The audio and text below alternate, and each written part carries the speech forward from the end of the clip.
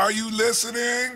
Welcome to another episode of the Nerf Report. My name is Brian Chappelle, and on this week's episode, PlayStation announces that they are skipping E3, Stadia gives us their 2020 update, hearts get broken as we suffer from Delay-gate 2020, and we get an update on one of the year's biggest games, Cyberpunk 2077. But before we jump into any of that, your top headlines.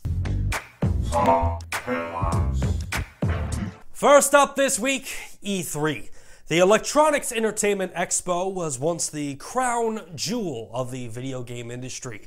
However, due to the onslaught of the internet and companies utilizing the directs and state of plays, the need for events like E3 has come and gone.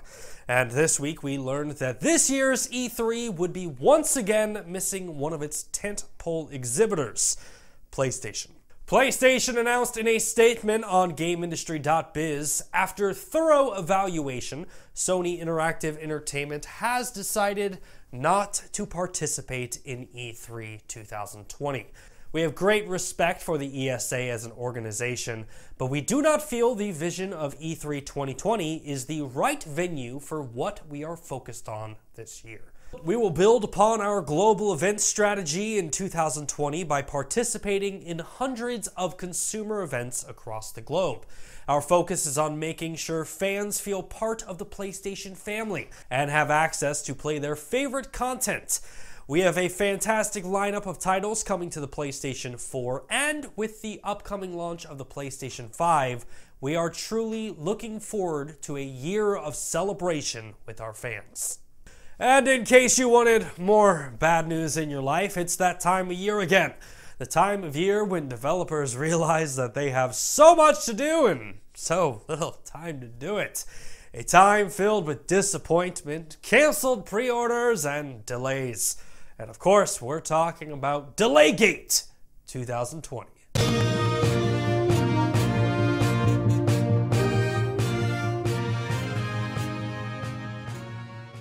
Delay-gate was in full force this week, with 4 different titles getting delayed by their developers. First up, Square Enix's Final Fantasy VII The Remake is being delayed 6 weeks, with a new release date of April 10th of 2020. But unfortunately, that isn't the only Square Enix game that received a delay this week, as Marvel's Avengers was delayed 3 months, with a new release date of September 4th, 2020. And speaking of Earth's Mightiest Heroes, PlayStation's upcoming VR exclusive Ironman VR was delayed until May 15th, 2020.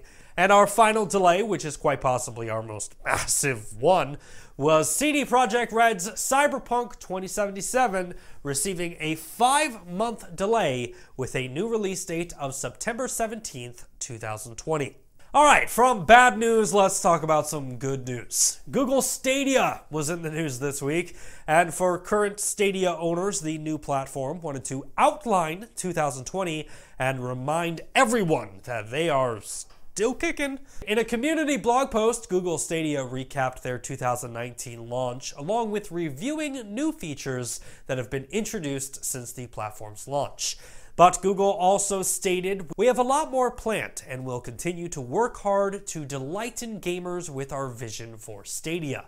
Looking at our upcoming lineup, we are tracking more than 120 games coming to Stadia in 2020 and are targeting more than 10 games in the first half of the year alone that will only be available on Stadia when they launch. We are working with our partners to share more on those games soon. Gamers can also expect more features coming to Stadia in Q1 and beyond.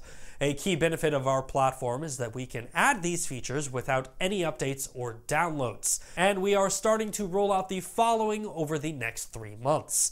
Support for 4K gaming on the web, add further assistant functionality when playing on the web, support additional Android phones, and wireless gameplay on the web through the Stadia controller. And finally, for our top headlines, Horizon Zero Dawn. This week, Kotaku's Jason Schreier leaked that according to sources, PlayStation's exclusive Horizon Zero Dawn is finally coming to PC. According to the article, this news comes from 3 people familiar with Sony's plans, all speaking anonymously because they are not authorized to talk to press. It's an unprecedented move for Sony that signals a future in which the publisher releases games on platforms beyond its own consoles. We expect to see the game on both Steam and the Epic Game Store when it launches, although that may not be finalized yet. It will also be an opportunity for Guerrilla to show off its technical chops. Horizon Zero Dawn, restrained by the PlayStation 4's hardware, was locked at a frame rate of 30 frames per second. We expect the PC version to be more capable. Now, there is no official launch date for Horizon arriving on the PC. However, with the looming PlayStation 5 reveal event coming up in February, one could easily assume that the announcement is imminent. Well, that's going to wrap up this week's top headlines. So, without further ado, let's jump into this week's top story with the rundown. Now for something completely different. Yeah.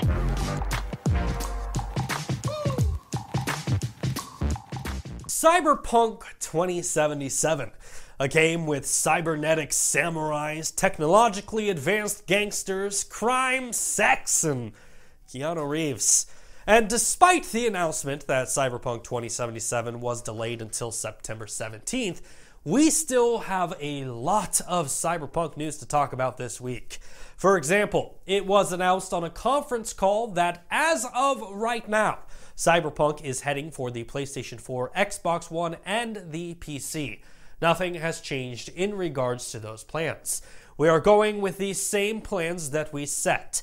Cyberpunk 2077 was always designed for the PlayStation 4 and Xbox One. We are thinking about the next generation, but for now, we are focused on the current generation.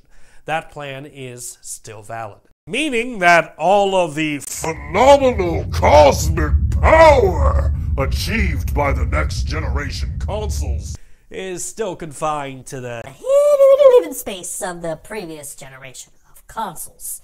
Look, I get it. Cyberpunk has been in development for the PlayStation 4 and Xbox One for years. Like, we first heard about Cyberpunk in 2012, and next-gen dev kits have just now started to flood the marketplace. So, to expect CD Projekt Red to delay the release of their game just to make a more superior next-gen version is definitely a tough sell. And it should be noted, both of the next-gen consoles are rumored to feature backwards compatibility, meaning that if you buy Cyberpunk on the PlayStation 4, it will theoretically run on the PlayStation 5.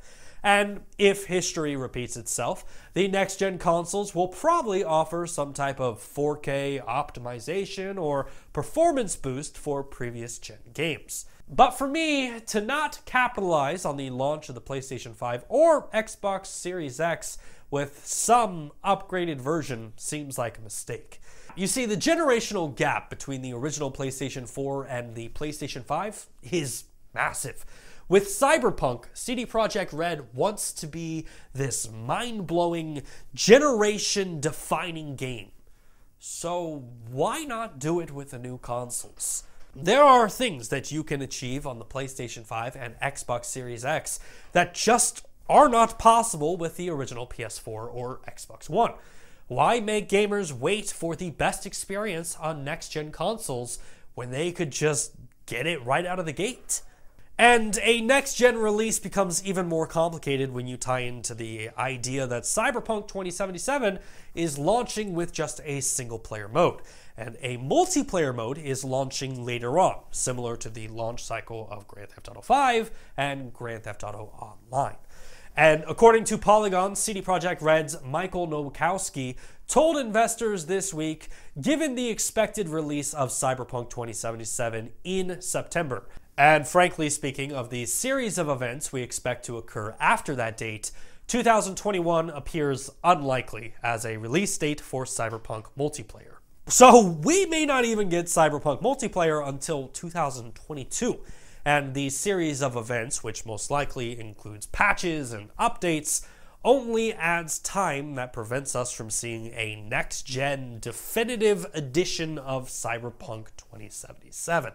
And I understand that for some of you out there, the idea of a definitive edition of Cyberpunk 2077 probably makes you groan.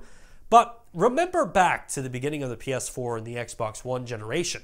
Grand Theft Auto V, which launched on the PS3 and Xbox 360, received an updated version that revolutionized that game.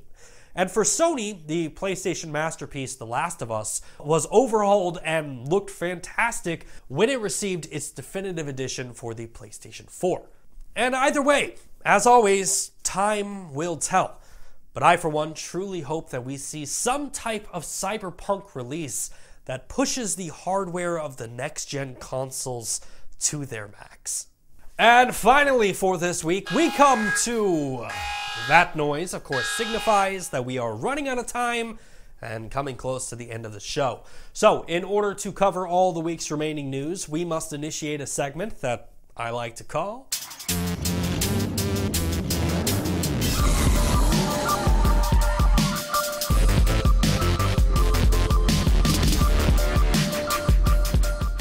Every single week, we have so much news to talk about and so little time to do it. So we take all the week's remaining news, put 60 seconds on the clock, and try to cover it as fast as humanly possible without running out of breath, passing out, or dying! So, with that in mind, let's put 60 seconds on the clock. Thunder noise! And... go. The Hunt Showdown is coming to the PlayStation 4 on February 18th. Call of Duty made up for 10 of the top 15 best-selling games in the last decade. That's incredible. Metro Redux is coming to the Nintendo Switch. PlayerUnknown Battlegrounds is getting a brand new, smaller map that has destructible buildings. Congratulations are in order to Subnautica, which officially hit the milestone of 5 million copies sold worldwide. Twitch streamer Ninja officially has a Fortnite skin, which means we can all teabag and shoot the crap out of him as much as we want to. Valve Index was sold out following the release of Half-Life Alyx. That's awesome. That just shows the demand for VR out there, or the demand for Half-Life products. Speaking of Valve, Left 4 Dead 3 was in the news this week, in which they clarified that game is definitely not happening. And the Epic Games Store, in their first year, generated over $650 million. So much for that protest. Ladies and gentlemen, that is it for Nerfed in 60 Seconds, and that is it for this week's episode of the show. If you like what you saw and you want to see more content just like it, hit that like button, subscribe to the channel, and please share it with your friends. As always, my name is Brian Chappell. You are you, and this has been the Nerf Report. Thanks for watching. Thanks again for checking out our channel. If you like what you saw and you want to see more content just like it, hit that like button and subscribe to the channel. Because if you don't, I'm literally just going to stand here and berate you until you hit it. Subscribe. Come on, do it. What are you afraid of? Hit the subscribe button. Subscribe! Do it!